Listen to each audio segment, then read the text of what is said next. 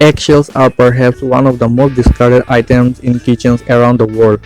We think of eggshells as fragile, yet these thin, easily breakable shells may be the key to making better, stronger bone grafts for humans. Researchers at the University of Massachusetts Lowell have developed a method of using microscopic particles of pulverized eggshells to help grow new bone. Since eggshells are made mostly from calcium carbonate, a material that is already present in our bones, the researchers hope that it will be more readily accepted by the body.